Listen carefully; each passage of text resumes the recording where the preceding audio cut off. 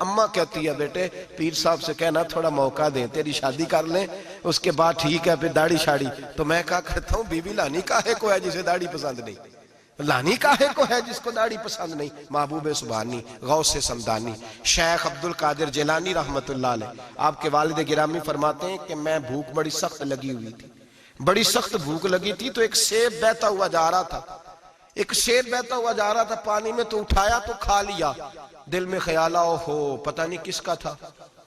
اب جدھر سے پانی آ رہا تھا ادھر چل نکلا، ایک درخت ہے،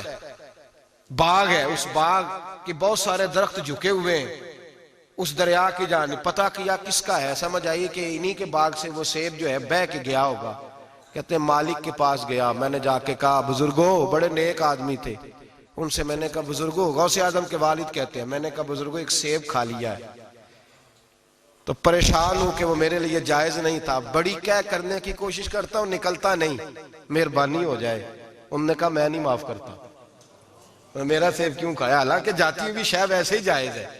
کیوں تو نے کھایا، میں نہیں معاف کرتا۔ تو کو بابا جی قیمت لے لو، بخش دو۔ بابا جی کہنے لگے چل کچھ دن رہ، میرے کھیتوں کو پانی لگا۔ سید زادے، چڑھتی جوانی، خوبصورت ماتھا، خوبصورت چہرہ، نور دور دور سے چھلک کے پڑے،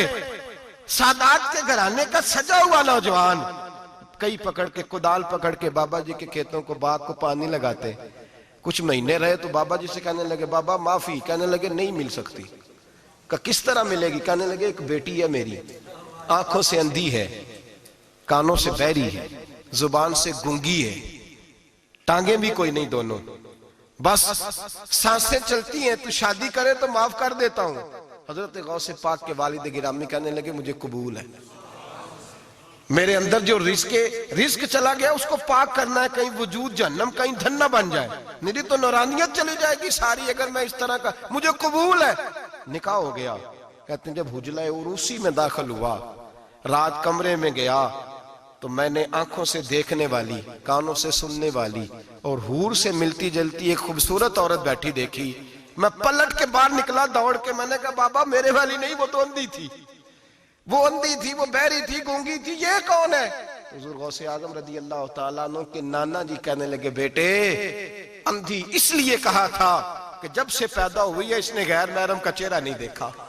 گونگی اس لیے اس کو کہا ہے کہ اس کی زبان پہ نہ غیبت آئی نہ چگلی آئی، میں پیار کرنے والا باپ ہوں پر اس نے کبھی مطالبہ میرے ساتھ بھی کوئی نہیں کیا، اس کی زبان پہ یا خدا کا ذکر رہتا ہے یا محمد عربی کا درود رہتا ہے، اس کے علاوہ بولتی نہیں، یہ لہذا گونگی ہے۔ اور فرمایا کوئی غیبت کرنے لگے، چغلی کرنے لگے، جھوٹ بولنے لگے تو اٹھ کے چلی جاتی ہے، سنتی نہیں، لہذا بہری بھی ہے، اور چونکہ کبھی گھر سے باہر پیر ہی نہیں رکھا لہذا لنگڑی بھی ہے۔ حضرت جناب سیدنا غوث اعظم کے والد گرامی فرماتے ہیں میں نے ایسی عورت کے ساتھ نکاح کر لیا اللہ کی رضا کے لیے، تو پھر رب نے مجھے عبد القادر جیلانی جیسا بیٹا عطا فرمایا، پھر غوث اعظم جیسا اللہ نے مجھے بیٹا عطا فرمایا۔